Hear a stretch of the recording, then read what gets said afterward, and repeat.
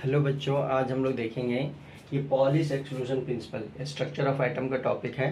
देखते हैं क्या कहता है। ये क्या कहता है, no the value of all four quantum numbers for two electrons of an atom are same.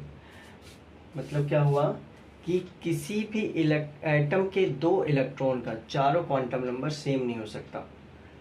If three quantum numbers are same, then fourth quantum number must be different। यदि तीन क्वांटम नंबर सेम हो भी गया तो fourth quantum number must be different, यानी कि यदि तीन क्वांटम नंबर सेम हो भी गया तो चौथा नंबर वाला क्वांटम नंबर जो है वो जरूर डिफरेंट होगा।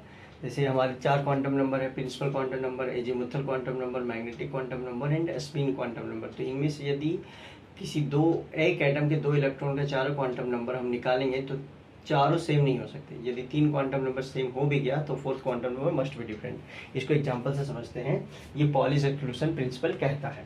तो हम एग्जांपल ले लेते हैं बेस्ट समझने के लिए हीलियम का, है ना। इसमें दो इलेक्ट्रॉन होते हैं तो इसका इलेक्ट्रॉनिक कॉन्फ़िगरेशन क्या होगा, 1s2।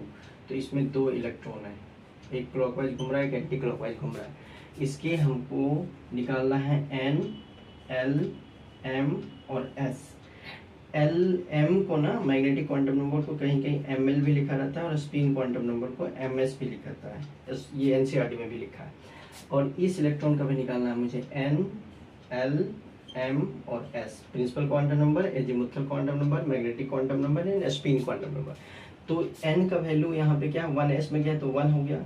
और एल का वैल्यू एस के लिए क्या होता है, 0 होता है। और यदि एल का वैल्यू 0 है तो एम का वैल्यू भी 0 होता है। और स्पिन क्वांटम नंबर क्या होगा, यदि ये ऊपर है तो इसे आप प्लस हाफ मानोगे।